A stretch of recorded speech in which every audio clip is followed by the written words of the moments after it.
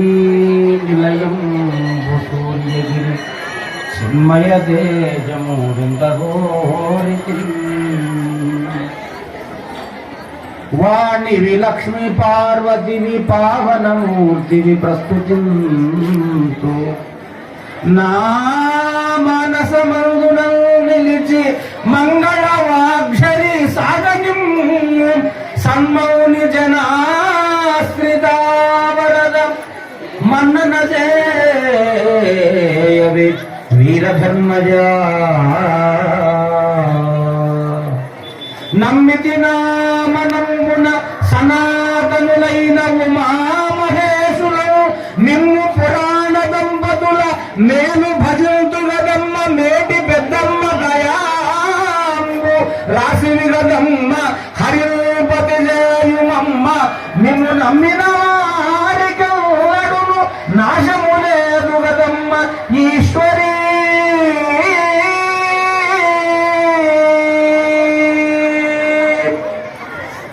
శ్రీకాంతో మాతులో యస్య జననీ సర్వమంగళ జనక శంకరో దేవో తం వందే కుంజరానను. జగద్గురు కోటిలింగేశ్వర వీరధర్మజ మాత పాదపద్మములకు ప్రణమిల్లుతూ కార్తీక మాస శుభ అమావాస్య పర్వదినోత్సవ సందర్భంగా మక్తల్ పట్టణంలో ఆజాద్ నగర్ కాలనీలో అద్భుతమైనటువంటి వైభవోపేతమైన రంగరంగ వైభవంగా ఏర్పాటు చేయబడినటువంటి ఈ 33,333 కార్తీక దీపాలను వెలిగించడానికి వచ్చినటువంటి అమ్మలకు ఈ కార్యక్రమాన్ని దిగ్విజయం చేయడానికి ఈ కార్యక్రమంలో పాల్గొని మనందరికీ సామాన్యమైనటువంటి వారిలాగానే మనందరి యొక్క కోరిక మేరకు సభలోకి విచ్చేసినటువంటి మన అధికారులకు అందరికీ కూడా పేరు పేరున నేను శరణాగతి తెలియజేస్తూ, నశ్రేయో నియమం వినా అని మనకు ఒక శాస్త్ర ప్రమాణం ఉన్నది. ఒక శ్రేయస్సు కలగాలని అన్నా, ఒక ప్రయోజనము కలగాలని అన్నా, ఒక లాభం కలగాలని అన్నా మన సనాతనమైనటువంటి సంప్రదాయం లోపల ఒక నియమం అంటూ ఏర్పాటు చేయబడింది. అందుగురించే భారతదేశమున ఒక నియమం ఉన్నది. ఏమా నియమము అంటే, ఏ నియమమైతే మనం ఏర్పాటు చేసుకున్నామో, ఏ కట్టుబాట్లు అయితే మనం ఏర్పాటు చేసుకున్నామో ఆ కట్టుబాట్లకు అనుకూలంగానే ఈనాడు మనకు 12 మాసాలలో కార్తీక మాసం అనేటటువంటి ఒక అద్భుతమైనటువంటి మాసాన్ని ఏర్పాటు చేయడం జరిగింది పెద్దలంతా కూడా. అందుగురించే మహానుభావులు చెప్తారు, భారతదేశము వేదాల పట్టుబొమ్మ యజ్ఞయాగాది క్రతువుల కాటపట్టు పెక్కు అవతారములు పెద్ద తల్లి నీతి నియమాల రూపు ఈ త్యాగభూమి. ఎన్నో అవతారాలు ఈ కలియుగంలో కూడా ఏర్పడినాయి. అన్ని అవతారాలు కూడా ఒక్క భారతదేశంలోనే ఉదయించినాయి. దశావతారములే కాకుండా ఆ స్వామివారి యొక్క దివ్యమైనటువంటి అవతారములు, అమ్మవారి యొక్క 18 శక్తిపీఠములు, అంతేకాదు అష్టాదశ శక్తిపీఠములే కాకుండా 18 పురాణములు, 4 వేదములు, శృతులు, స్మృతులు, అవన్నీ కాకుండా ఒక వివేకానందుడు, ఒక రమణ మహర్షి మొదలుకొని మరి రామకృష్ణ పరమహంస నుండి మొదలుకొని ఎందరెందరో ఆధ్యాత్మికవేత్తలు మహాత్ములకు పుట్టినళ్ళు కాబట్టే ఈనాడు ఈ భారతదేశం అంతా కూడా ఈనాడు ద్యవిద్యమానంగా వెలుగొందింది. అందుగురించే భారతదేశం అనేటటువంటిది అసలు ఈ యొక్క మహాత్ములకు దేశభక్తి ప్రబోధితమైనటువంటి అందరికీ కూడా పుట్టినిల్లుగా మారింది. కాబట్టే ఈ భారతదేశాన్ని కూడా పూర్వకాలంలో ఏమనేవారట, భారతము అనేటటువంటి ఒక జ్యోతి అని అనేవారట. అంటే ఈ ప్రపంచానికంతటికి కూడా ఒక జ్ఞాన జ్యోతిని, అజ్ఞానం అనేటటువంటి చీకటిని తొలగింపజేసి జ్ఞానం అనే జ్యోతిని వెలిగించినారు. కాబట్టి మన దేశానికి ప్రత్యేకమైనటువంటి పేరున్నది. ఏ పేరు అంటే భారత్ అని పేరున్నది. అందరూ కూడా కరతాళ ధ్వనులు చేయండి, భారత్ అనే పేరు పెట్టినాడు. మరి ఎందుకు పెట్టినారా భారత్ అంటే? భారతి అంటే ప్రకాశము, ప్రకాశము అంటే జ్ఞానము. అంటే కేవలము భారతదేశములో ఉన్నటువంటి వాళ్ళు ఈ ప్రపంచములో ఉన్నటువంటి వాళ్ళకందరికీ కూడా మార్గ నిర్దేశకత్వము చేసి, దిశా నిర్దేశ ఉపదేశము చేసి ప్రపంచాన్ని ధర్మ మార్గం వైపు పయనింపజేయడానికి పుట్టినటువంటి మహాత్ముడు పుట్టినటువంటి దేశం కాబట్టి ఈ దేశానికి భారత్ అనేటటువంటి పేరు ఏర్పడడం జరిగింది. అందుగురించే ఆనాడు రవి అస్తమించిన బ్రిటిష్ సామ్రాజ్యం ఉన్నటువంటి సమయంలో 200 సంవత్సరాలు వారి పరపీడనలో పర స్వాతంత్రములో మనమంతా మగ్గిపోతున్నటువంటి సమయంలో ఒకానొక రోజున రాత్రి 12 గంటల తర్వాత ఆ అర్ధరాత్రి వేళలో ఆయన వెళ్ళేటటువంటి బ్రిటిష్ వారు వెళ్ళేటటువంటి సమయంలో మీ సనాతనమైన సాంప్రదాయాన్ని చూసి, మీ నియమాలను చూసి, మీ ధర్మాన్ని చూసి, మీ అహింసా ధర్మాన్ని చూసి, మీ సత్య ధర్మాన్ని చూసి నేను వెళ్ళిపోతున్నా, మేమందరం వెళ్ళిపోతున్నాము అని ఇండియా అని పేరు పెట్టడం జరిగింది. అంటే ఏమని అర్థమో తెలుసిన, ఇండియా అనేటువంటి పేరు ఎందుకొరకు వచ్చింది ఆనాడు అని అంటే, మరి ఆ యొక్క ఈ అర్ధరాత్రి వేళ లోపల ఎనిక్లేవ్ ఆగస్టు అంటే ఆగస్టు అనేటటువంటి అర్ధరాత్రి వేళ లోపల ఈ యొక్క దేశాన్ని విడిచిపెట్టిపోతున్నాము అని చెప్పి కేవలం ఇండియా అని పేరు పెట్టడం జరిగింది. అంతే తప్ప గాని వాస్తవికంగా మన దేశానికి భారతదేశం అనే సార్థక నామం ఉన్నది. అందుగురించే మీరు చూడండి, సరస్వతీదేవి యొక్క నివసించినటువంటి దేశము భారతదేశం. అందుగురించే సరస్వతి నామాలు ఉన్నాయి. మీకు తెలుసు కదా, సరస్వతి నామాల లోపల ప్రథమం భారతీ నామ ద్వితీయంచ సరస్వతి అని ఉన్నది. అంటే ప్రప్రథమంగా అమ్మవారి 12 నామాలు ఉన్నవే, ఆ 12 నామాలు ఈనాడు బాలికలకు, బాలులకు, విద్యావంతులకంతా కూడా మనం చెప్పగలగాలి. ఆ చెప్పగలిగినటువంటి నామాలలో మొట్టమొదటి నామము ప్రథమం భారతీ నామ ద్వితీయం చ సరస్వతి తృతీయం శారదాదేవి చతుర్థం హంసవాహన పంచమం జగతి జ్ఞాతం షష్టం వాగీశ్వరీ తథ కౌమారి సప్తమం ప్రోక్తం అష్టమం బ్రహ్మచారిణి అని మనకు 12 నామాలు మనకు చెప్తున్నామే.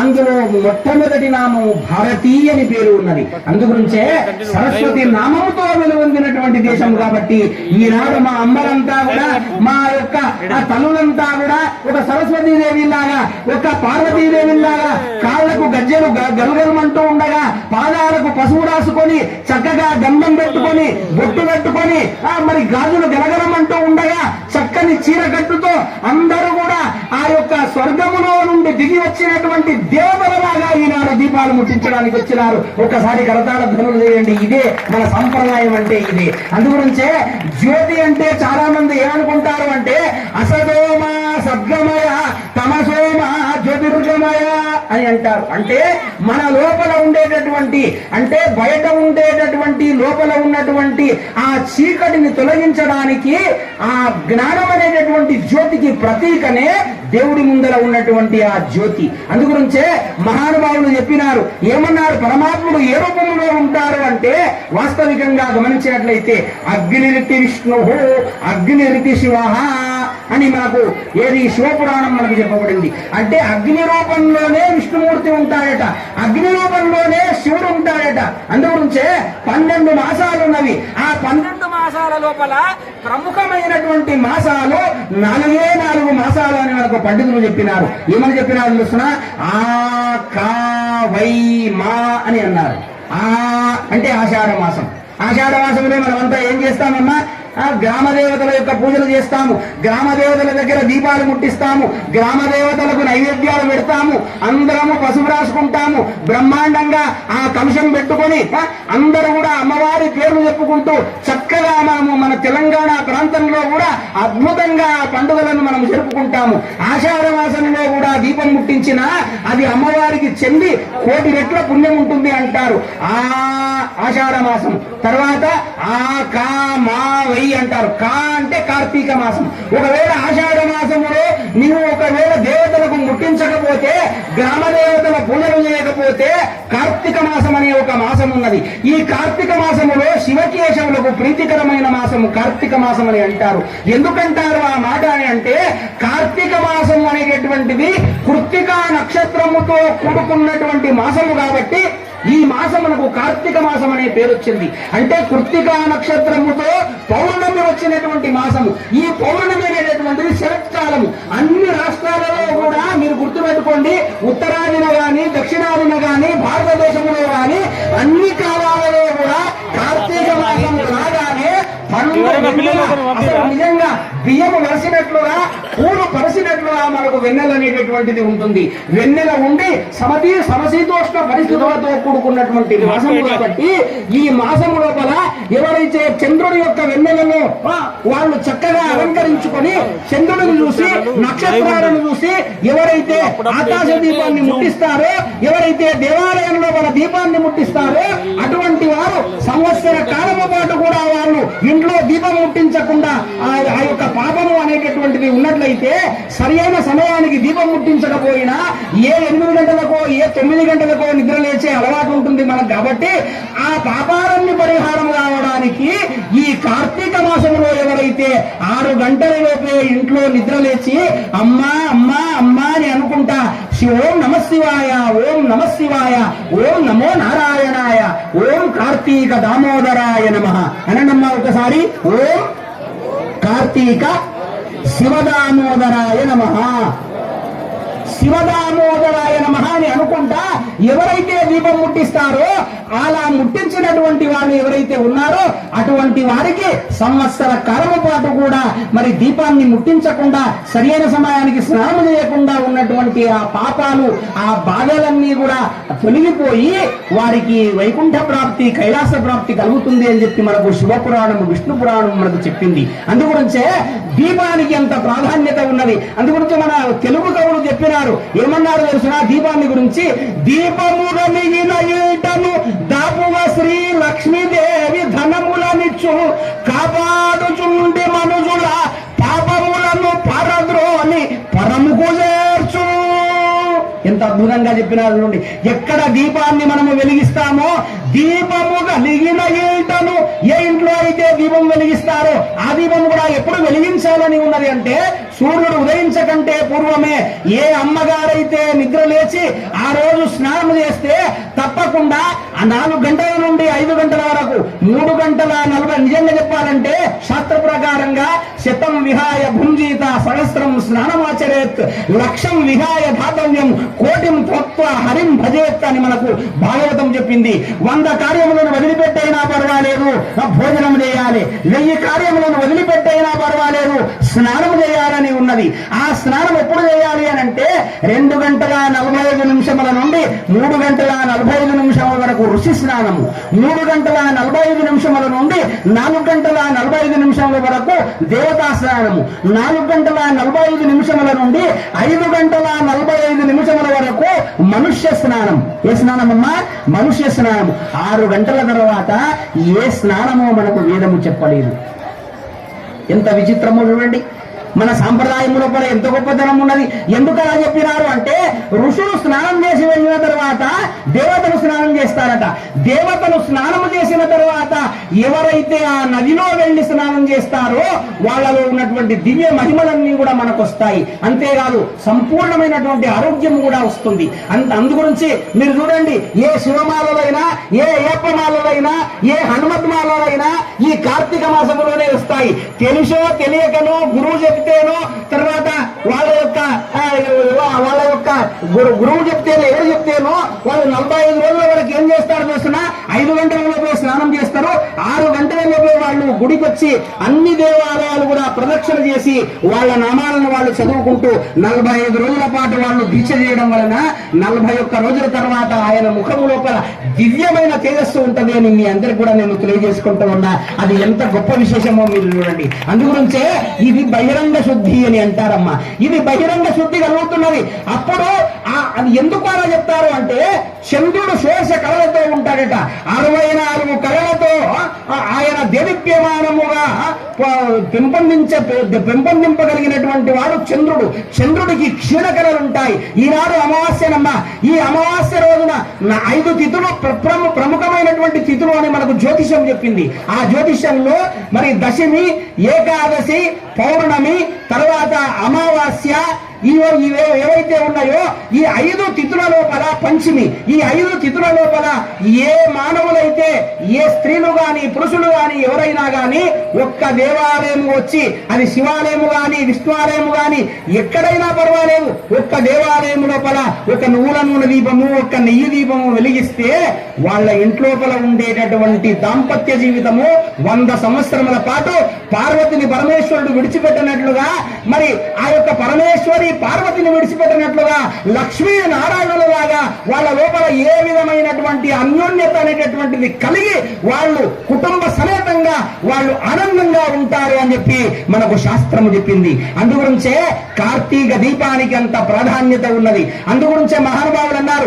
పాపములను పారద్రోలాలని అన్నా ఒక్క దీపము ద్వారానే మరి పారద్రోలవచ్చు అని అంటారు. కానీ ఎన్ని దీపాలు ముట్టించాలి అని ఒక శాస్త్రం ఉన్నదమ్మా. ఎన్ని దీపాలు ముట్టించాలి, ఎన్ని ఒత్తులు వేయాలి అంటే శాస్త్రము కూడా చెప్పింది. ఏమని అంటే సాధ్య త్రివర్తి సంయుక్తం వహినిరా యోజితం మయా అని అన్నారు. అంటే 3 ఒత్తులతో కూడిన ఏకదీపాన్ని ముట్టించాలి అని చెప్తారు. ఎన్ని ఒత్తులు ఉండాలంటేనమ్మా 3 ఒత్తులు ఉండాలి అంటారు. 3 ఒత్తులే ఎందుకు చెప్తారు అని అంటే 3 ఒత్తులతో కూడిన ఏకదీపం అంటారు. 3 ఒత్తులతో కూడిన ఒక దీపాన్ని వెలిగిస్తారు. ఎందుకు వెలిగిస్తారు అంటే 3 ఒత్తులు ఏంటి అంటే ఆగామి, సంచిత, ప్రారబ్ధ. ప్రతి మానవుడు పుట్టినప్పుడు వాడు ధనవంతుడు గాని, కోటీశ్వరుడు గాని, అధికారి గాని, అనధికారి గాని, బీదవాడు గాని మరి ఎవడైనా కూడా 3 కర్మలను వెంటబెట్టుకుని వస్తాడు. ఆగామి కర్మ, సంచిత కర్మ, ప్రారబ్ధ కర్మ. ఈ 3 కర్మలు ఓ పరమాత్మ నీ ముందు ఈ 3 కర్మలతో కూడినటువంటి ఒత్తిని నేను ఏం చేస్తున్నా, వెలిగిస్తున్నా. నా సంచిత కర్మలన్నీ కూడా తొలగింపజేయి అని చెప్పడానికి ఆ 3 జ్యోతులు ఏక జ్యోతిగా చేసి పరమాత్మునికి ఏం చేస్తారంటే దీపాన్ని ముట్టిస్తారమ్మా. అది దీప జ్యోతి అని చెప్తారు. కొందరు ఏం చేస్తారు, 2 ఒత్తులు వేస్తారు. 2 ఒత్తులు ఏంటంటే జీవాత్మ పరమాత్మలకు అది సంకేతము. జీవాత్మ పరమాత్మ అంటే నేను ఈ యొక్క మానవ శరీరాన్ని పంచభూతములతో కూడిన శరీరాన్ని ఏర్పాటు చేసుకుని జీవాత్మతో నేను వచ్చిన అనేకమైన దుర్గుణాలతో నేనున్నా ఓ పరమాత్మ, ఈ జీవాత్మ పరమాత్మలో ఐక్యముగాని అని చెప్పడానికి ఆ జ్యోతి మనకు ఏం చేస్తుందని అంటే ఆ యొక్క ఆదర్శవంతమైనటువంటి ఆ యొక్క సందేశాన్ని మనకు అందిస్తూ ఉన్నది. 2 ఒత్తులు కూడా పర్వాలేదు. కొంతమంది ఏం చేస్తారు తెలుసిన, ఏకవత్తి మాత్రమే వేస్తారు. ఎప్పుడు వేయాలి ఏకవత్తు అంటే సామూహికంగా దీపాలు వెలిగించే సమయం లోపల, లక్షల దీపాలు వెలిగించే సమయం లోపల ఈనాడు 33,333 జ్యోతులు వెలిగిస్తున్నారే. అటువంటి సందర్భం లోపల ఒక ఆకాశం వైపు వెళ్ళేటటువంటి పువ్వొత్తులు ఉంటాయి కదా, ఆ పువ్వొత్తులు మాత్రము ఏకదీపాన్ని వెలిగించాలని చెప్తారు. ఎందుకంటే సూక్ష్మాయ విద్మహే మహాసూక్ష్మాయ ధీమహి తన్నో శివ ప్రచోదయాత్ అని అంటారు. అంటే అది ఆకాశ దీపములో ఆకాశాన్ని చూస్తుంది కాబట్టి 4 దిక్కులలో ఉన్నటువంటి ఆ యొక్క అష్ట దిక్పాలకులు గాని, నలుదిక్కులు గాని వీటన్నింటికి ఆధారభూతమైనటువంటిది ఆకాశము కాబట్టి, ఆకాశము ఆత్మ నుండి వచ్చింది కాబట్టి, ఆత్మ పరమాత్మ నుండి వచ్చింది కాబట్టి ఒక్క దీపము వెలిగిస్తే దేవాలయంలో చాలు ఈ ప్రపంచమంతా కూడా శాంతి అవుతుంది అని చెప్పడానికి ఏకదీపాన్ని కూడా వెలిగిస్తారమ్మా. అది అద్భుతమైనటువంటి విశేషమైనటువంటి సందేశం అది. అందుగురించే ఏ దీపం వెలిగించినా ఒక్కటి గుర్తుపెట్టుకోండి, భావన వేరు, భావన బాగుండాలి. నేను ఒక విషయాన్ని నేను తెలియజేస్తా. దీపాన్ని గురించి ఒక్క మాట చెప్తూ ఒక మహానుభావుడు ఒక్క మాట అన్నాడు. ఏమన్నాడు తెలుసునా, నాయనా అగ్ని లేనిదే ఈ ప్రపంచము లోపల ఏ ఆరాధన లేదు. మొదట నువ్వు ఎవరిని ఆరాధన చేయాలంటే అగ్ని ఆరాధన చేయాలి. అందుగురించే ఋగ్వేదము లోపల మొట్టమొదటి శ్లోకం ఏమున్నదంటే అగ్నయే అని అగ్ని సూక్తముతో ప్రారంభమయ్యింది. అంటే మీరు ఆలోచన చేయండి, నీకు భోజనం కావాలంటే ఏం చేయాలి, వంట చేయాలంటే దీపాన్ని వెలిగించాలి. అందుగురించి అప్పటి కాలంలో ఏం చేసేవాళ్ళు తెలుసునమ్మా, గృహస్థాశ్రమానికి ఒక ధర్మం ఉన్నది. మీకు ఒక విషయం తెలుసునా, ప్రవరాక్షుడు అనేటటువంటి ఒక కథ మీరు విన్నరో లేదో మీకు తెలియదు, కానీ ఆయన గృహస్థాశ్రమము లోపలనే ఉన్నాడు. ఒకసారి ఏం జరిగిందో తెలుసునా, ఒక ఆయన ఏం చేసినారంటే విభూతి నామాలు పెట్టుకొని బ్రహ్మాండంగా చక్కగా ఒక సంచి వేసుకొని తర్వాత ఈ యొక్క రుద్రాక్షమాలను వేసుకొని ఆ గ్రామానికి వచ్చినాడు. ఈ మత్తల్ నగరానికి వచ్చినాడు. వచ్చి ఆయన ఏం చేస్తున్నాడు, అయ్యా నేనేం చేస్తున్నా తెలుసునా, ఇదిగో నా చేతుల లోపల మీరు చూడండి ఏమీ చేతులు లేవు కదా అని చెప్పి ఓం అప్రకదబ్ర ఓం నమశివాయ అని ఒకసారి ఇట్లా చూసుకునేవారు. అక్కడ రుద్రాక్షలు వచ్చేసినాయి. అని ఇదేమి చిత్రం ఆయన, రుద్రాక్షలు అంటే రుద్రాక్షలు వచ్చినాయి. ఆయన ఏమడిగితే అది చూపిస్తూ ఉన్నాడు మాయలోలాగా. ఇవన్నీ ఎందుకు వచ్చినవి అడిగినాడు ఆయన. ప్రవరాక్షుడు బ్రాహ్మణోత్తముడు ఆయన, రోజు 3 పూటలా సంధ్యావందనం చేసుకునేవాడు మాలాగా. అయితే అప్పుడు ఆ ప్రవరాక్షుడికి వాడు చేసినటువంటి మహిమలు చూసి అప్పుడు అన్నాడట, ఇన్ని మహిమలు నీకు ఎందువల్ల వచ్చినవి, ఎట్లా వచ్చినవి అని అంటే అయ్యా నేను హిమోత్పర్వత ప్రాంతాలకు నేను వెళ్ళినా ఆ హిమోత్పర్వత ప్రాంతాల లోపల నాకు కొన్ని మూలికలు దొరికినవి. ఆ మూలికల యొక్క రసం వలన ఏమైంది తెలుసునా, ఒక్కసారి నేను రసాన్ని ఇలా పూసుకుంటే చాలు అగ్నిని కూడా ముట్టుకుంటే నాకేమి కాదు. అటువంటి మూలిక రసాలు నా దగ్గర ఉన్నవి, కావలిస్తే నా సంచిలో ఉన్నవి, నీకు ఇస్తున్నా, నీకు ఇవ్వవలనా అని అడిగినాడట. అడిగితే అప్పుడు ప్రవరాక్షుడికి ఎన్నాళ్ళ కాలము నుండో ఏముందో తెలుసునా, హిమోత్పర్వత ప్రాంతాలు చూడాలనేటటువంటి ఒక కోరిక ఉన్నదట. ఎవరికి? ఆ ప్రవరాక్షుడికి. అయితే అప్పుడు అనుకున్నట్టు అరే ఇది బాగానే ఉన్నది, నేను మరి ఆ మూలికలను ఒకసారి ఆ రసాన్ని నాకు పూస్తే మరి నేను ఏం తలుచుకుంటే ఎక్కడికి వెళ్ళాలనుకుంటే అక్కడికి వెళ్ళగలనా అని అనుకున్నట్ట. సరే నేను వెళ్తావు, ఇవో నీకు ఆ రసాన్ని లేపనం చేస్తా అని చెప్పి ఆ రసాన్ని లేపనం చేసినాయట. ఆ ఓం నమః శివాయ, ఓం నమో నారాయణాయ. ఒకసారి చెప్పండి అందరు కూడా, ఓం నమః శివాయ. చక్కగా ఓం నమో నారాయణాయ. ఇక్కడ వాళ్ళంతా కూడా అమ్మ ముచ్చట్లు పెట్టుకోకండి తల్లి, ఇది అద్భుతమైనటువంటి సమయం. ఇది ఈ సమయం లోపల ఇటువంటి సమయం మళ్ళీ మీకు జీవితం లోపల ఎప్పుడు కూడా లభించదు. అది నా భాగ్యంగా నేను భావించుకుంటూ ఉన్నా. అయితే ఈ నామాలను తలుచుకుంటూ ఒక్కసారి ఆ మూలిక రసాన్ని ఏం చేసినాడు అంటే ఆ ప్రవరాక్షుడి రెండు అరచేతులకు రాసినాడు. రాయగానే ఆయన ఏమనుకున్నాడు తెలుసునా, కళ్ళు మూసుకో అని అన్నాడు. కళ్ళు మూసుకున్నాడు. ఈ నామాలను చెప్పి ఆ మూలిక రసాన్ని లేపనం చేసినాడు. ఆ లేపనము చేయగానే ఏం జరిగిందో తెలుసునా, అప్పుడు కన్నులు మూసుకొని అనుకున్నాడు నేను హిమోత్పర్వత ప్రాంతాలకు వెళ్ళాలని అనుకున్నాడు. కళ్ళు విరవగాని శ్రీమద్రమారమణ గోవింద గోవింద. ఇప్పుడు ఎక్కడున్నాడు ఆయన? హిమోత్పర్వత ప్రాంతాల్లో ఉన్నాడు. ఏమి చిత్రమో అర్థం కాదు. అసలు అటు ఇటు చూస్తే పెద్దమైనటువంటి పెద్ద సాలపూరితమైనటువంటి అతి ఆకాశాన్ని అంటేటటువంటి సాల చెట్లు, రుద్రాక్షల చెట్లు, ఆ ప్రాంతం అంతా కూడా వరదలాగా ఉన్నది. అక్కడ మంచు కొండలు ఉన్నవి. అసలు ఏమి చిత్రమో గాని శ్వాస కూడా ఆడనంత ఎత్తుకు పైకి ఎదిగినాడు. ఎదిగి అలా కళ్ళు తెరవగానే హిమోత్పర్వత ప్రాంతాలను చూసినాడు. అప్పుడు శ్వాస ఆడడం లేదు. ఇప్పుడు నేను ఏం చేయాలి, ఎక్కడికి వెళ్ళాలి, ఏంది పరిస్థితి? అయ్యో నేను ఇట్లా అనుకుంటే కదా, ఇది నిజమో అబద్ధమో అని అనుకొని మనసులో అనుకున్న తక్షణమే ఇలా జరిగింది కదా అని అనుకున్నాడు. అనుకొని ఆ వరదను ఆ పైనుండి ఒక్కసారి ఇలా కింద పడి అప్పుడు ఆ అరణ్యం లోపల తిరుగుతూ ఉంటే అక్కడ వరూధిని అనే పేరు కలిగినటువంటి ఒక అందమైనటువంటి ఒక కన్యక ఉన్నది. ఇది నేను ఎందుకు చెప్తున్నానంటే మీకు తర్వాత మీకు అర్థమవుతుంది ఏంది అనేది. ఈ వరూధిని కన్యక అనేటువంటిది ఉన్నది. ఈ అందమైనటువంటి ఆ యొక్క ప్రవరాక్షుడిని చూసి ఆమె మోహించింది.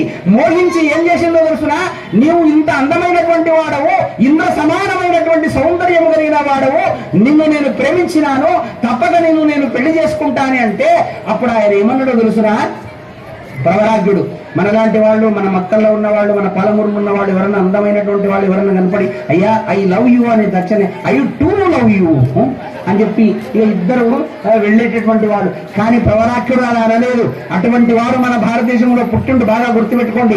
ఆ ప్రవరాక్షుడు ఏమన్నాడో తెలుసునా, ఎవరి కాంతవో తెలియదు, నీవెవరో తెలియదు, నేను ఎట్లా ఉన్నా, నేను నా నగరంలో నుండి నేను తెలియకుండానే మాయలో నేను ఇక్కడికి వచ్చేసిన, ఇంత అందమైన దానవు, అసలు నీవు నన్ను చూడగానే నీకు ఇటువంటి బుద్ధి నీకెట్లా పుట్టింది, ఇటువంటి దుర్బుద్ధి నీకెట్లా పుట్టింది అని చెప్పి ఆమెను ఏం చేసినాడు తెలుసునా, తన యొక్క కొనగోటి వేళ్ల చేత ఒక్కసారి అలా పైకి అలా మరి తన వైపుకు రాకుండా ఒక్కసారి అలా వెనుకకు తట్టి అప్పుడు పరిగెత్తుకుని వెళుతున్నాడట.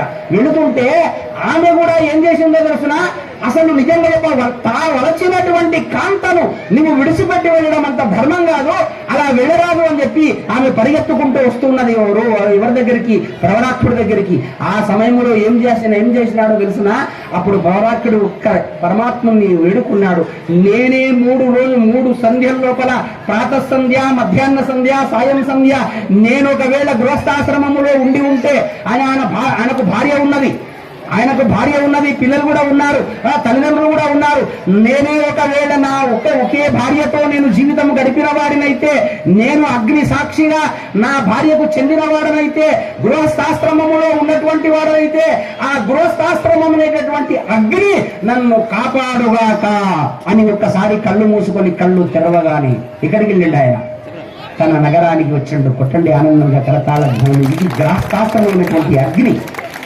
గ్రాస్తాగ్ని అని అంటారు. గృహస్థాశ్రమంలో కూడా ఒక అగ్ని ఉంటది. అది అద్భుతమైనటువంటి అగ్ని. అప్పటి కాలంలో కూడా అటువంటి ఆశ్రమ ధర్మాలు అట్లా ఉన్నవి. మరి గృహస్థాశ్రమంలో కార్యపత్య అగ్ని అని అంటున్నామే, ఆ అగ్ని వలన ఏమైనాడు, ఎక్కడో కొన్ని మైళ్ళ దూరం లోపల, కొన్ని కోట్ల మైళ్ళ దూరం లోపల ఉన్నటువంటి ప్రవరాక్షుడు, నేనే ఒకవేళ ధర్మం తప్పని వాడునైతే, అగ్ని పూజ చేసిన వాడను నేనైతే, ఆ అగ్ని నన్ను కాపాడుగాక అని అంటే, ఆ గార్యపత్ని అగ్ని అనేటటువంటిది ఏమైందో తెలుసునా, అది కాపాడింది. ఒక్క జ్యోతి చేత గుర్తుపెట్టుకున్నమ్మా, దేవాలయంలో ఒక్క జ్యోతి ముట్టిస్తే మూడు లోకాలలో ఉన్నటువంటి ఆ యొక్క చీకటంతా కూడా తొలగిపోయి జ్ఞానం అనే వెలుగు నింపబడుతుందట. చూడండి, మీ ముందున్నటువంటి జ్యోతికి ఎంత ప్రాధాన్యత ఉందో మీరు చూడండి. చాలా మంది ఏం చేస్తారో తెలుసునా, జ్యోతి ముట్టించాలని అనుకుంటే అంత అపవిత్రతగా చేస్తూ ఉంటారు. ఎక్కడ అపవిత్రత ఉన్నదో, ఎక్కడ అపరిశుభ్రత ఉన్నదో, ఎక్కడ ఏది ఆ యొక్క ఉన్నదో అక్కడ ఎవరుంటారు అని అంటే జ్యేష్ఠాదేవి ఉంటుందంటనమ్మా. ఎవరుంటారు? జ్యేష్ఠాదేవి ఉంటుందట. జ్యేష్ఠాదేవి అంటే తెలుసు కదమ్మా మీకు, దారిద్ర దేవత. అందరూ కూడా మీరు ఏం చేసినారో తెలుసునా, అందరూ తాళాలు వేసుకొని చక్కగా అందరూ పిల్లలందరినీ కూడా తోలుకొని వచ్చినారు. మా అమ్మలంతా కూడా చక్కగా బాలాత్రిపుర సుందరిలాగా పిల్లల్ని తయారు చేసుకొని వచ్చినారు. చప్పట్లు కొట్టండి ఆనందంగా. నిజంగా ఈ రోజు నాకు ఎంతో ఆనందం అనిపిస్తూ ఉన్నది. ఇంత కూడా ఆయన చెప్పినాడు నన్ను వర్ణిస్తూ, అంత పెద్ద ఏమీ లేదు నాకు, అమ్మవారి యొక్క కృప తప్ప నా దగ్గర ఏమీ లేదు. అయితే ఈ గార్యపత్య అగ్ని అనేటటువంటిది అంత గొప్పది కదా. మరి ఆ గార్యపత్య అగ్ని అనేటటువంటిది ఏదైతే ఉన్నదో, ఈ దీప జ్యోతి అనేటటువంటిది ఏదైతే ఉన్నదో, ప్రతిరోజు కూడా నీవు ఒకవేళ 6 గంటల లోపలనే ఒకవేళ నీవు దీపాన్ని ముట్టించి చూడు, 1 సంవత్సర కాలము నీవు దీపాన్ని ముట్టించి చూడు, నీ ఇంట్లోపల దరిద్రం ఉంటే నా కుడి చెవి పట్టుకోండి అని చెప్పి సభాముఖంగా మీ అందరూ కూడా నేను తెలియజేసుకుంటూ ఉన్నా. నీ భర్త నారాయణుడు కావాలి, నీ భర్త శివుడు కావాలి. నా భర్త ఏ ఉద్యోగము లేకుండా ఇలా అడపా తిరుగుతూ ఉన్నాడు. ఓ పరమాత్మ, ఓ నారాయణ, ఓ పరమశివ, నేను 1 రోజుల పాటు నేను కార్తీక వ్రతాన్ని ఆరంభించిన 1 రోజుల పాటు కార్తీక మాసంలో రోజు శివాలయంలో వచ్చి మీరు దీపం ముట్టించి స్వామివారిని కోరుకుంటే ఇవ్వకపోతే అతడు శివుడే గారు అని చెప్పి సభాముఖంగా మీ అందరికి కూడా నేను తెలియజేసుకుంటూ ఉన్నా. అందుగురించి మహానుభావుడు పోతన గారు అంటారు, చేతులారంగా శివుని పూజింపడేని, నోరు నవ్వంగా హరికీర్తి ముడువడేని, దయను సత్యము లోనుగా తలపడేని, పుట్టనేటికి తల్లుల కడుపు చేటు. ఆ మహానుభావుడు అన్నాడు, చేతులారంగా శివుని పూజింపడేని. పరమేశ్వరుడికి ఏమంటే ఇష్టమట, గుర్తుపెట్టుకోండి. శివునికి ఏమంటే ఇష్టమటనమ్మా, ఏమంటే ఇష్టమో తెలుసున, ఆయనకు అభిషేకం అంటే ఇష్టమట. ఏమంటే ఇష్టమట? అభిషేకం అంటే ఇష్టమట. బకెట్ నీళ్లు వస్తే బస్, చిటికెడు విభూతి వేస్తే కుష్. ఎవరు? శివుడు. ఎంత పూర్ణాశంకరుడయ్యా మహానుభావుడు నిజంగా చెప్పాలంటే. అందుగురించే అన్ని దేవతలలో కంటే సులభమైన దేవుడు ఏ దేవుడు అని అంటారమ్మా? శివుడు అంటారు. ఎందుకంటారు ఆ మహానుభావుడు అంటే, అభిషేకం చేస్తే అంత ఆనందపడేటటువంటి మహానుభావుడట. 1 దీపం ముట్టించి ఆయన దగ్గర అభిషేకం చేసినావు అని అంటే చాలట. అందుగురించి ఒక మహానుభావుడు ఒక పద్యం చెప్పినాడు. మన తెలుగు కవి, అష్టదిగ్గజాలలో ఒక తెలుగు కవి నాకు గుర్తొస్తున్నది. ఎప్పుడో నేను చదువుకున్న, నీలకంఠుని శిరస్సుపై నీళ్లు జల్లి, నీలకంఠుని శిరస్సుపై నీళ్లు జల్లి, పత్తి రిసుమంత ఎవడు పారవైచు, కామధేను వానింటి గాడి పశువు, అల్ల సురశాకి వానింటి మల్లె చెట్టు. ఎంత అద్భుతంగా చెప్పినాడు చూడండి. మాదయ్య గారి మల్లనని అష్టదిగ్గజ గౌడలో ఉండేవాడు. ఆయన ఏమంటాడంటే, నీలకంఠుని శిరస్సుపై నిండు జల్లి, నీలకంఠుడైనటువంటి శిరస్సు పైన తెలియకను 1 గ్లాసు నీళ్లు తీసుకొని అలా ఒక్కసారి అలా చల్లితే చాలట. నీలకంఠుని శిరస్సుపై నీళ్లు జల్లి, పత్తి రిసుమతనే వడు పారవయించు. పత్రు తీసుకొని ఇష్టముండి ఇష్టం లేకపోయినా ఆ నందీశ్వరుడి దగ్గర నిలబడి, అయ్యగారు వద్దు రావద్దు గర్భగుళ్ళ కని అంటుంటే కూడా ఆ పత్రి తీసుకొని ఇట్లా పారవేస్తే చాలట. వారింటికి ఏం చేస్తారట, అరే శివదూతలారా వెళ్ళండిరా వాళ్ళ ఇంట్లో మరి ఆ ఆ ఇంటి దొడ్లోపల కామధేనువును కట్టిరండిరా అని చెప్పి ఆజ్ఞ ఇస్తున్నట. ఎవరు అంటే పరమేశ్వరుడు అని మీ అందరికి కూడా నేను తెలియజేసుకుంటూ ఉన్నా. ఈనాడు ఆ పరమేశ్వరుడికి నీవు పత్రి అంటే ఇష్టము, మరి అభిషేకం అంటే ఇష్టము, దీపం అంటే మరి ఎవరికి ఇష్టము అని అంటే గుర్తుపెట్టుకోండి, దీపం అంటే త్రిమూర్తులకు కూడా ఇష్టమే అని మీ అందరికి కూడా నేను తెలియజేసుకుంటున్నా. అందుగురించే ఆ ఒత్తి లోపల ఎన్ని దీపాలు ఉంటాయి? 3 దీపాలు ఉంటాయి. ఆ 3 దీపాలు దేనికి ప్రతీక అంటే బ్రహ్మ, విష్ణు, మహేశ్వర. అంటే బ్రహ్మ భక్తులు వేరు కాదు, విష్ణు భక్తులు వేరు కాదు, శివ భక్తులు వేరు కాదు. ఇప్పటి కాలంలో మన లోపల ఐక్యత ఎందుకు లేదు? ఇప్పటి కాలంలో మన దగ్గర భక్తి ఎందుకు పలసనయ్యింది అంటే, నేను శివభక్తుణ్ణి, నేను విష్ణువాలయం వెళ్ళరాదు, నాకు పొడవు నామాలు ఉన్నవి, అబ్బో నాయంత వాడు ఇంకెవరు లేడు, ఇంకా ఏ దేవుణ్ణి నేను వెళ్ళాను, ఇంకో నా సాయిబాబా గుడికే పోతాడు, ఆయన అన్నే దీపం ముట్టిస్తాడు, ఇంకెక్కడ దీపం ముట్టించాడు.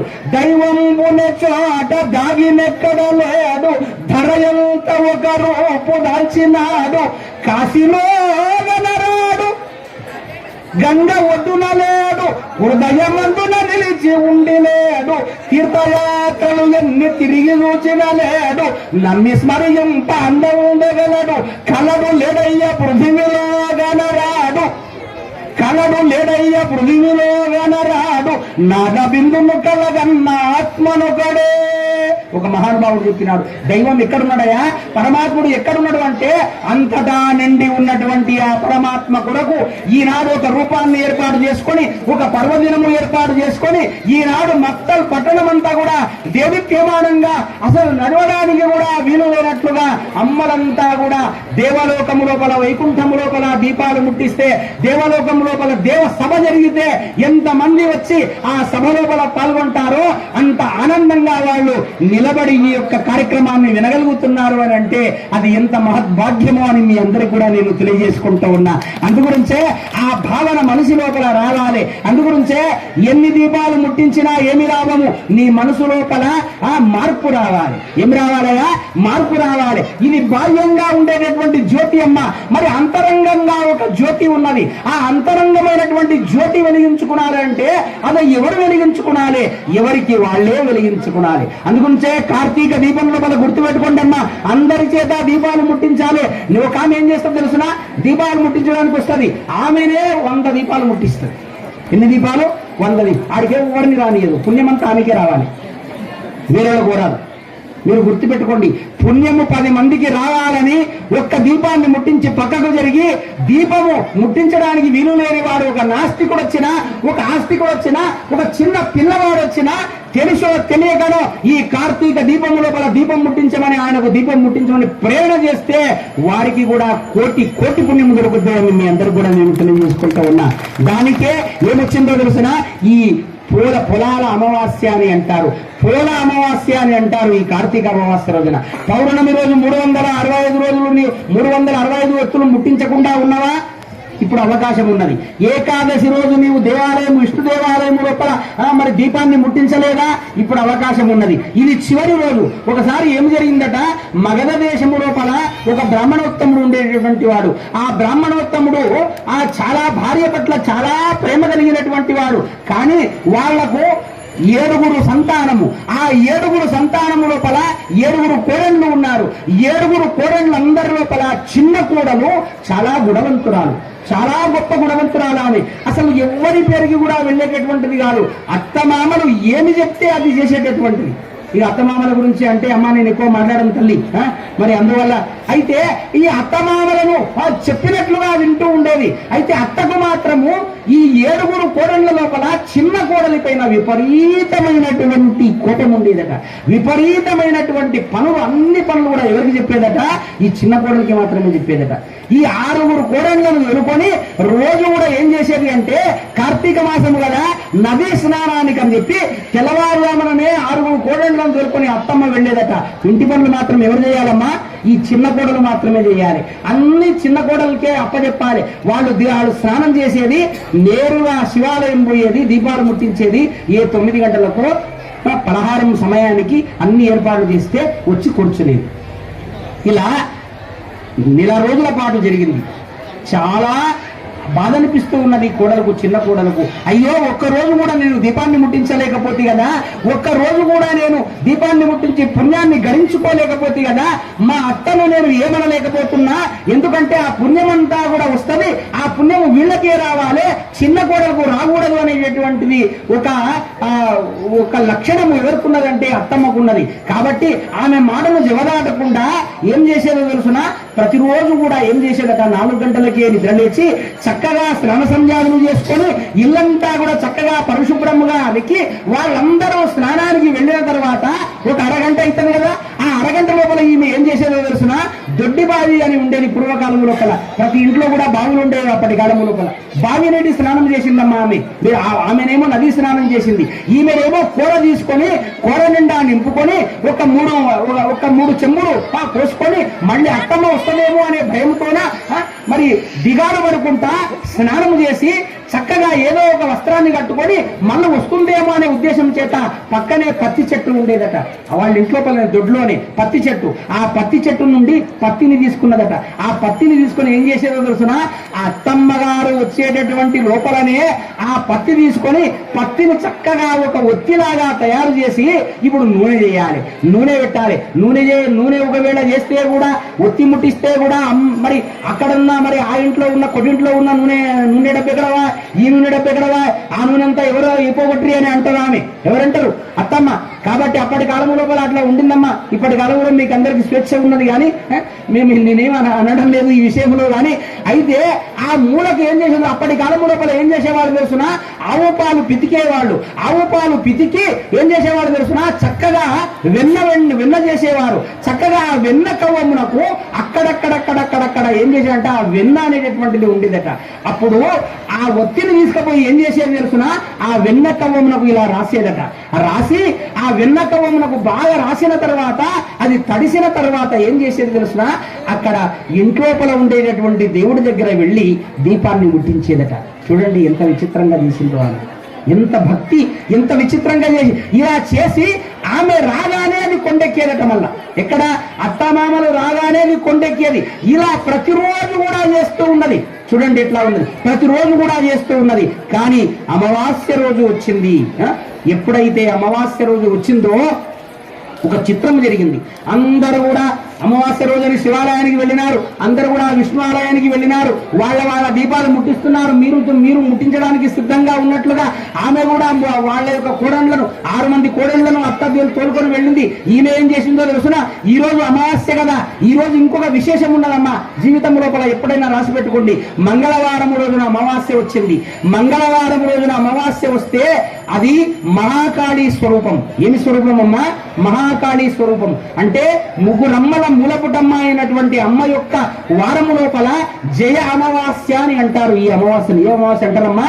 జయ అమావాస్య అంటారు. అమావాస్య అంటే మనకు నిజంగా ఈ దక్షిణాది ప్రాంతం అంతా కూడా భయపడతారు, కానీ నిజంగా ఉత్తర భారతదేశం అంతా కూడా పెండ్లిళ్ళు కానీ పేరంటాలు కానీ ఒక శుభకార్యాలు కానీ ఇన్ని తిథుల లోపల అమావాస్య తిథి రోజు మాత్రమే వాళ్ళు ప్రారంభం చేస్తారు. అది ఏమి చిత్రమో కానీ అప్పటి నిజంగా దక్షిణాదిలో పోతే. కర్ణాటకలో కూడా అంతే.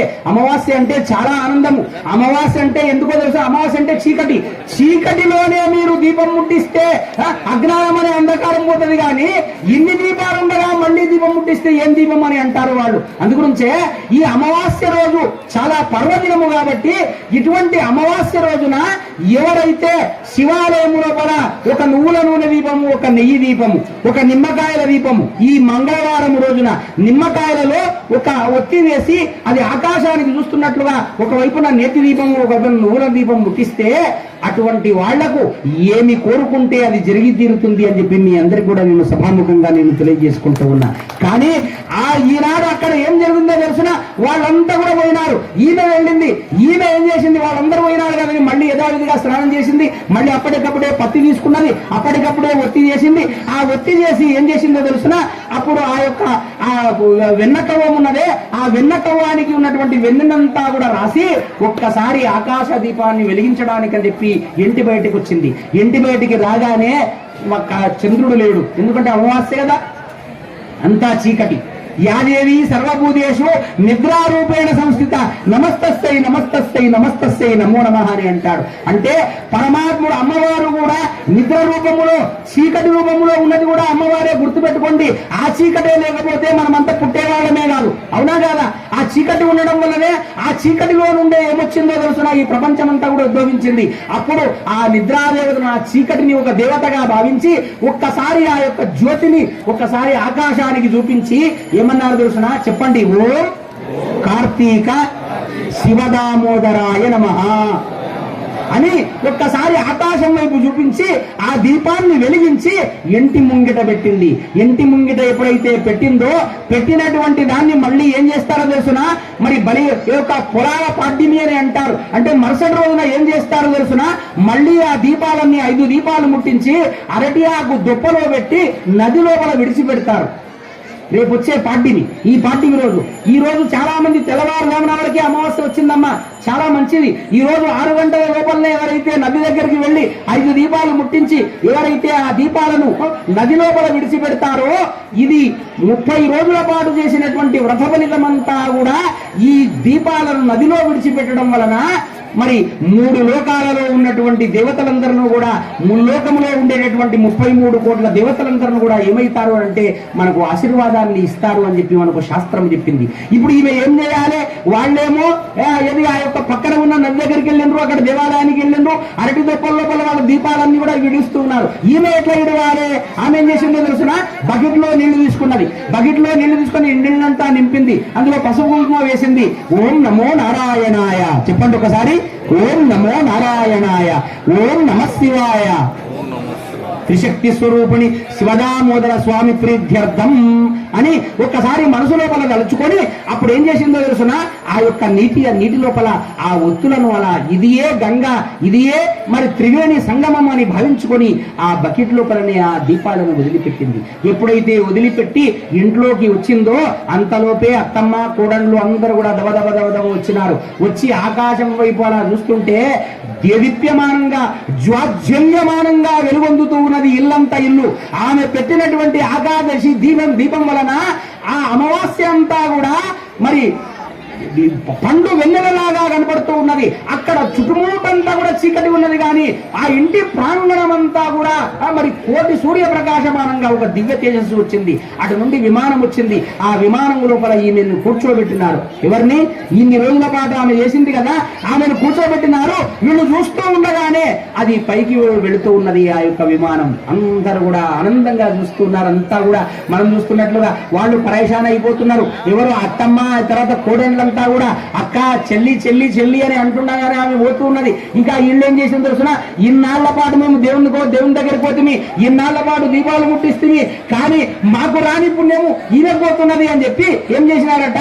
ఆమె కాళ్ళు బిగరగా పట్టుకున్నారట. ఎవరి కాళ్ళు? ఆ చిన్న కోడలు కాళ్ళు భీకరంగా పట్టుకున్నారట. పట్టుకున్న తర్వాత వీళ్ళు పట్టుకున్నారు కదా అని చెప్పి నాకు కూడా పుణ్యం రావాలని అత్తమ్మ కూడా పట్టుకున్నారట. అత్తమ్మ కోడలు కాళ్ళు పట్టుకున్నారంటే ఒకసారి చప్పట్లు కొట్టుండి అర్థంక నిజంగా నిజమే కదా, అది గౌరవమే. అంటే ఈనాటి కోడలు రేపటి అత్త కదా, అందుగురించే అందరూ కూడా దైవ స్వరూపమేనమ్మా, మీరంతా కూడా దేవతా స్వరూపమే. అందుగురించి మొదటి పూజ అమ్మవారికి ఉన్నది మన శాస్త్రము. అందుగురించి ఇంతమంది మీరు రాగలిగినారు, అందరి క్షేమం కోరి, లోకక్షేమం కోరి. అయితే ఎప్పుడైతే వాళ్ళు పాదాలు బిగరగా పట్టుకున్నారో కొద్ది దూరం పోయిన తర్వాత ఆ విమానంలో ఉన్నటువంటి దేవదూతలు ఏం చేసినారు తెలుసునా? ఒక్కసారి వాళ్ళు పట్టుకున్నటువంటి చేతులను విడిపించినారు. విడిపించి ఏం చేసినారు తెలుసునా? అమాంతం ఇట్లా దుబ్బేసే వరకు నది లోపల పడిపోయినారు. శ్రీమద్రమారమణ గోవింద గోవింద. ఏ నదిలో స్నానం చేసినారో ఆ నదిలో అందరూ పడిపోయినారు.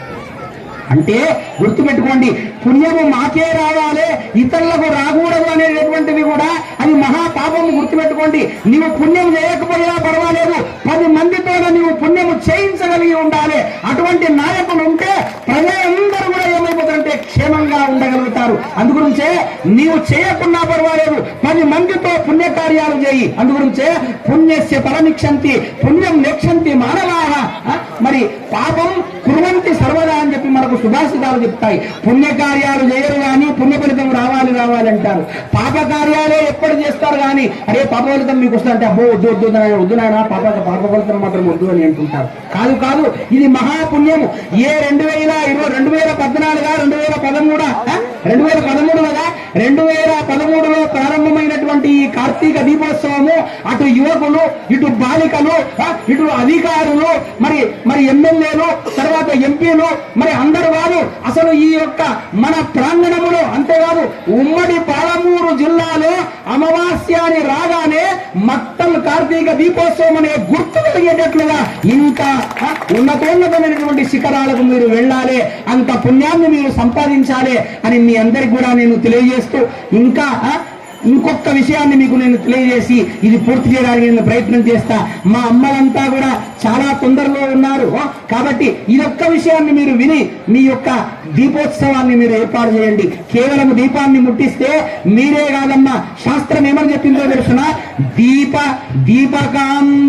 దీపకాంతి అనేటువంటి దానికి కీటకాహ మశకాహ సమస్త ప్రాణికోటి అంటాడు. అంటే ఆ యొక్క దీపాన్ని ముట్టించిన తర్వాత ఆ దీపము యొక్క కాంతి కొరకు, దీపపు పురుగులు అనేవి వస్తాయమ్మా. అక్కడికి దీపపు పురుగులు వచ్చి ఒక్కసారి దాన్ని తాకితే చాలట వాటికి మళ్ళీ ఏమున్నదంటే మోక్షం ఉన్నది, మళ్ళీ దానికి జంతు జన్మ రాకుండా మానవ జన్మ వస్తుంది అని చెప్పి మీ అందరికి కూడా నేను తెలియజేసుకుంటూ ఉన్నా.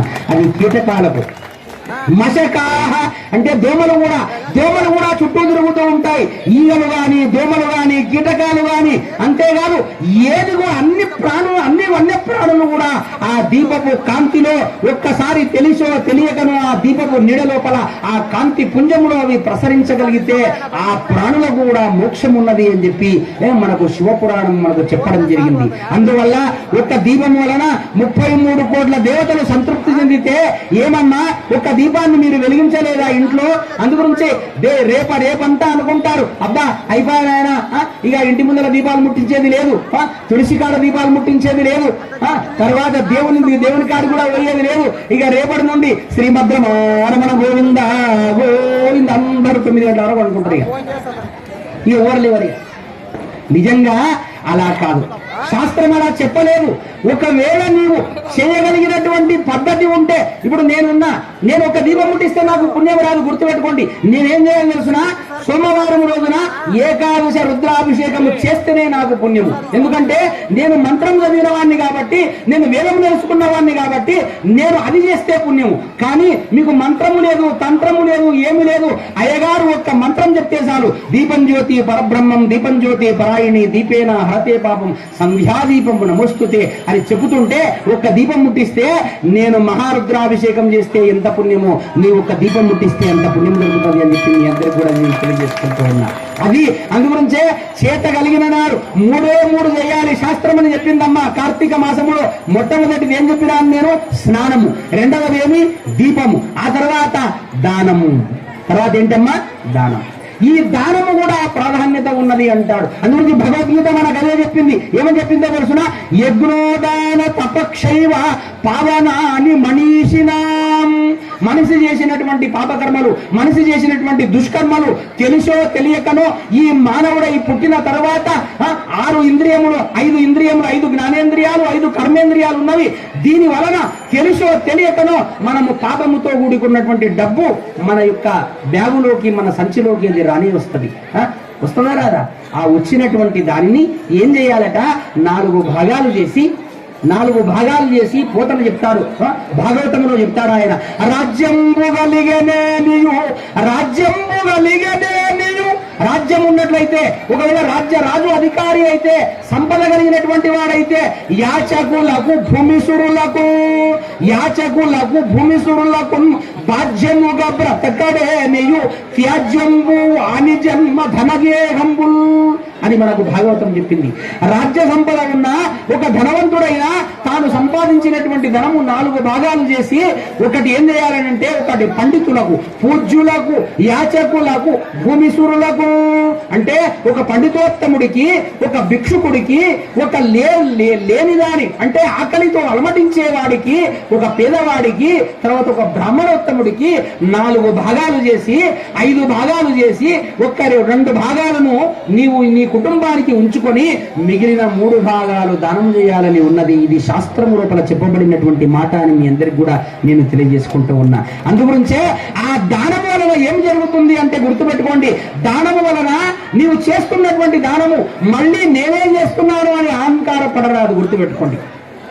ఒక ఆయన శివాలయానికి వచ్చినాడు. ఈ యొక్క 33,333 దీపాలు ఆయననే ఖర్చు పెట్టినాడు.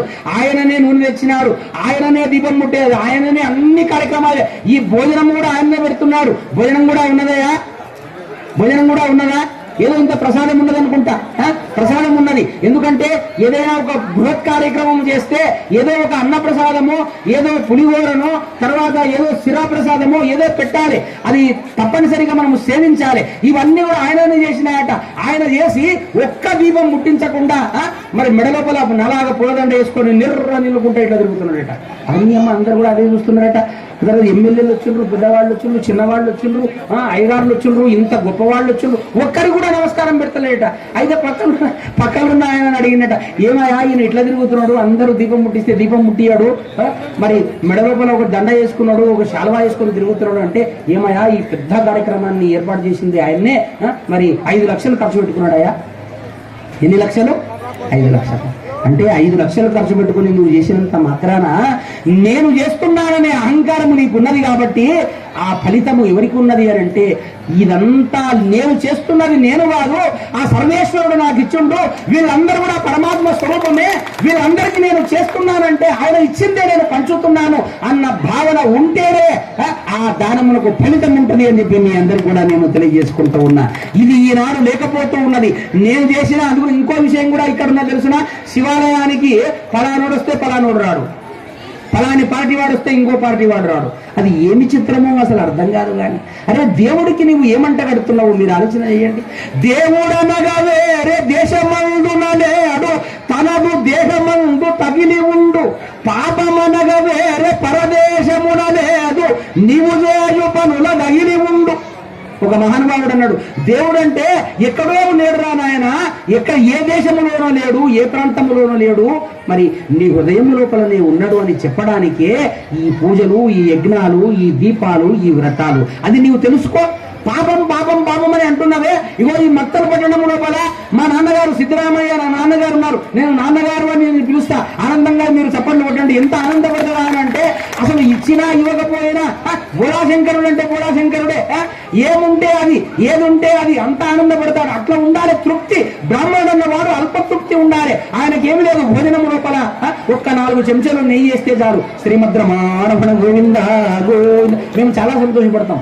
నెయ్యి వేస్తే చాలు ఆనందపడతాము. నెయ్యి ఏకపోతే బ్రాహ్మణుడు కోపపడతాడు, నెయ్యి వేస్తే అగ్ని కోపపడుతుంది. అంటే అగ్ని ఇంకా మండుతుంది. గుర్తుపెట్టుకోండి, నెయ్యి వేస్తే ఇంకా మండుతూనే ఉంటుంది అది. అట్లా అందుగురించే నెయ్యి, ఆవు నెయ్యే ఎందుకు వాడమని అంటారు అంటే, ఆవు నెయ్యి లోపల 33 కోట్ల దేవతలు ఉంటారయా. ఆవు పేడ లోపల కూడా 33 కోట్ల దేవతలు ఉంటారు. ఆనాడు లక్ష్మీదేవి విర్రవీగి, ఆనాడు మరి ఆ గోమాత దగ్గరికి అందరు దేవతలు పోతుంటే ఆమె పాదాలు ఒత్తుకుంటా విష్ణుమూర్తి దగ్గర ఉన్నదట. అయితే అప్పుడు బ్రహ్మ వచ్చి అడిగిండట, ఏమమ్మా అందరు దేవతలంతా కలియుగం లోపల గోమాత దగ్గరికి పోయినరు, మరి నీ ఓతలేవు ఎందుకమ్మా అని అంటే, అందరు నన్ను కొలుస్తారు, నేను ఎందుకోవాలి? ఎవరు? లక్ష్మీదేవి. నేనెందుకు పోవాలి? అందరు నన్నే కొలుస్తారు కదా, నేనెందుకు పోవాలి అని అన్నట. అంటుంటే అప్పుడు నారాయణుడు అన్నాడట, ప్రియా ప్రియా నా మాట విను, ఇదిగో నీవు కూడా వెళ్ళు. ఇంకొద్దిసేపు అయితే అందరూ దీపాలు ముట్టిస్తే వెళ్ళిపోతారు, మరి ఇంకొద్దిసేపు అయితే నీకు స్థలము కూడా దొరకదు. ఏం దొరకదు? ఇక్కడ గోమాత యొక్క శరీరంలో నీకు స్థలము దొరకదు, నా మాట ముందు నువ్వు వెళ్ళు అని అంటే, అప్పుడు భర్త చెప్పినాడు కదా అని చెప్పి పరిగెత్తుకొని వచ్చిందట కలియుగానికి. రాగానే ఏమైంది? శ్రీమద్రమారమణ గోవింద గోవింద జయ గురు శంకర భగవానికి స్థలం అంతా అయిపోయింది. మొత్తం శరీరం లోపల అందరూ కూడా వచ్చినారు. 33 కోట్ల దేవతలంతా కూడా వచ్చి నిలిచిపోయినారు గోమాతకు. ఎందుకంటే కామధేను యొక్క శిశువే కదా ఎవరు? గోమాత. కాబట్టి అప్పుడు ఏం చేయాలి అంటే, అప్పుడు నారదుడు ఉండి ఏమన్నాడట, నారాయణ నారాయణ నారాయణ అనుకుంటే అక్కడ నిలబడిండు. లక్ష్మి ఎంత ఆలస్యం చేసినావు కదమ్మా, అందరూ వచ్చి కూర్చున్నారు, నీకు సీటు లేదు. ఏం లేదు నీకు? నీకు సీటు లేదు, నువ్వేం చేస్తావని అంటే ఆమె చేతులు విడుచుకొని చేతులు ఇట్లా గునుకుంటూ ఇట్లా నిలబడుతుందట, చేతులు పుసుక్కుంటూ నిలబడుతుందట. అంత లోపల ఏం చేసిందో తెలుసిన గోమాత పేడ వేస్తుందట. ఆనందంగా చప్పట్లు కొట్టండి. ఏం చేసిందట? పేడ వేస్తుందట. నారదుడు అన్నట, లక్ష్మి ఇదే మంచి సమయం, వెళ్ళు. ఎక్కడికి వెళ్ళాలి? ఎక్కడికి వెళ్ళాలి చెప్పండి మీరు అంత అమ్మలంతా కూడా చెప్పాలి. ఎక్కడికి వెళ్ళాలి? పేడలోకి వెళ్ళు అని అన్నదట. అందుగురించే ఆవు పేడలో లక్ష్మీదేవి ఉంటుంది. ఏ ఇంట్లో అయితే ఆవు పేడతో అలుకుతారో, ఏ ఇంటికి అప్పటి కాలంలో కూడా పూజా గృహము ఆవు పేడతో అలికేది. కానీ ఇప్పుడు అట్లా కాదు, వందల లక్షల కోట్లు పెట్టి ఇల్లు కడుతున్నారు. కానీ పూజా గది మాత్రం ఇంతే ఉంటది, ఇంతే. అయ్యగారు పోవాలి, అయ్యగారు రావాలి, అమ్మగారు దీపం ముట్టించాలి. మళ్ళా అమ్మగారు పోతే అయ్యగారికి స్థలం లేదు, అయ్యగారు పోతే అమ్మగారికి స్థలం లేదు. ఓసారి నేను హైదరాబాద్ వెళ్ళినప్పుడు ఒక ఉపన్యాసానికి నేను వెళ్ళిన ఒక ఆమె దాదాపు 10 కోట్లు పెట్టి ఇల్లు కట్టింది. అయ్యగారు మా ఇంటికి తీసుకొని రండి అని చెప్పి నన్ను తీసుకొని వెళ్ళింది. తీసుకెళ్తే ఆమె చెప్పులతో మొత్తం ఇల్లంతా తిరుగుతుంది, ఒక్క ఆ ఇంటి ఆ యొక్క గదికి మాత్రం పోదు. ఏ గదికి? పూజా గదికి మాత్రం పోదు. అయితే నన్ను ఏం చేసిందో తెలుసిన, నేనక్కడ పాదరక్షలు విడిచి నేను లోపలికి వెళ్ళిన, ఈమంతా తిరిగింది. అమ్మ నేను వెతుకుతున్నా. ఏం వెతుకుతున్నానంటే ఈ అయ్యగారులు ఏం వెతుకుతారు? పూజ గది వెతుకుతారు కదా, అదంతా ఆ బెడ్రూములు, ఆ డబుల్ బెడ్రూములు, అవి ఇవి మాకేం అవసరం ఉన్నాయి. అమ్మ మీ పూజ గది ఎక్కడున్నది అని అంటే అప్పుడు మెల్లగా తీసుకెళ్తే ఎంతుందో తెలుసునా, ఇక నేను చెప్పినంతనే ఉన్నది, గింతే ఉంది. నేను పోతే ఆమె రానికి లేదు, ఆమె పోతే నేను రానికి లేదు. ఏమమ్మా ఈ ఇల్లు నిర్మాణం చేయడానికి ఎంత ఖర్చు అయింది అని నేను అడిగిన. దాదాపు ఒక 10 కోట్లు ఖర్చు అవుతుంది స్వామి అన్నది. ఎందుకమ్మా మరి ఈ పూజా గదిని ఇంత చిన్నగానే ఎందుకు ఏర్పాటు చేసినాం అంటే, మా ఇంజనీరింగ్ ప్లానింగ్ అంతే ఉంది స్వామి, అందు గురించే మా ఇంజనీర్ చెప్పినట్లు మేము చేసినాము అని. మీరు ఆలోచన చేయండి. అంటే ఇంకో మాట కూడా నేను అడిగిన, ఏమమ్మా ఇల్లంతా కూడా చెప్పులు వేసుకొని తిరుగుతూ ఉన్నావు, మరి ఈ గదిలో మాత్రం చెప్పులు ఎందుకు వేసుకొని రావు అని అంటే, అక్కడ దేవుడు ఉన్నాడు అని. అంటే మేమన్నా ఇక్కడనే దేవుడు ఉన్నాడా? మరి ఇది కిచెను, ఇది హాలు, ఇది బెడ్రూము, ఇది చిల్డ్రన్స్ బెడ్రూము అని నీవు ఏర్పాటు చేసుకున్నావు. నీవు ఆయనకు బంధాలు ఏర్పాటు చేసి ఆ బంధములోనే దేవుడు ఉన్నాడని నీవు భావించుకుంటున్నావు తల్లి. ఇక్కడ కాదు దేవుడు ఉండేది, అంతటా ఉన్నటువంటి పరమాత్మ. అడవి పక్షులకు ఎవడు ఆహారం ఇచ్చాను, మృగజాతికి ఎవడు మేత పెట్ట, జలచరాజులకు భోజనం ఎవడి పీల్చ, చెట్లకి ఎవడు నీళ్లు చెరిపోసే, స్త్రీల గర్భంబున శిశువుని ఎవడు పెంచే, పనులకు ఎవడు పోసే పచ్చిపూరి, జీవకోట్లను పోషింప నీవే కాదా, వేరే ఒక దాతలేడయ్య వెదగి చూడా అని నేను అప్పుడు చెప్పిన. అరే అమ్మా నీ ఇంట్లో ఉండేటటువంటి పెరటి తోటలో ఉన్నటువంటి పూల చెట్లకు నీవు నీళ్లు పోసినవు, కానీ అడవిలో ఉన్నటువంటి వేలాది చెట్లకు ఎవరు నీళ్లు పోసినారయ్యా? అయ్యా 1000 టెంకాయలు తెచ్చి 1000 దీపాలు ముట్టించి నేనే ముట్టించిన అహంకార పడుతున్నవే, మరి అడవిలో ఉన్నటువంటి ఆ యొక్క టెంకాయలకు, అడవిలో ఉన్నటువంటి చెట్లకు ఎవరు నీళ్లు పోసినారయ్యా? అంతటా పరమాత్ముడే ఉన్నాడు, పరమాత్ముడే తెచ్చినాడు, పరమాత్ముడే ఇచ్చినాడు. ఈ యొక్క అనుభవించడానికి కూడా ఆనందంగా ఈ యొక్క శరీరం ఇచ్చినాడు అని ఏ మానవుడైతే అహంకారము లేకుండా, ఏ విధమైన ద్వేషము లేకుండా ప్రేమ, అందరితో ప్రేమ చూపించి ఆ ప్రేమను 10 మందికి పంచి పెడితే అదే కార్తీక దీపోత్సవం యొక్క ముఖ్య ఉద్దేశం అని చెప్పి మీ అందరికి కూడా నేను తెలియజేసుకుంటూ ఈ యొక్క సదవకాశాన్ని ఇచ్చినటువంటి ప్రజలకంతా కూడా, ఈ సభలో ఉన్నటువంటి ప్రముఖులకందరికీ కూడా నేను అమ్మవారి యొక్క సంపూర్ణమైనటువంటి కృప, అమ్మవారి యొక్క సంపూర్ణమైనటువంటి ఆ ఆశీర్వాదం ఉండాలని, ఆ పార్వతీ పరమేశ్వరులు, ఆ శివదామోదరులు ఎవరైతే ఉన్నారో వారి యొక్క సంపూర్ణమైనటువంటి ఆశీర్వాదంతో వారికి ధర్మ పరిపాలన చేయగలిగినటువంటి ఒక బుద్ధి, ఆ సద్బుద్ధి అమ్మవారు ఇవ్వాలని ఒకసారి చెప్పండి కొట్టండి ఆనందంగా. ఎందుకంటే మన లోపల ఉన్నటువంటి తత్వమే వాళ్ళ హృదయాల లోపల ఉంటది. అందుగురించే వాళ్ళు కూడా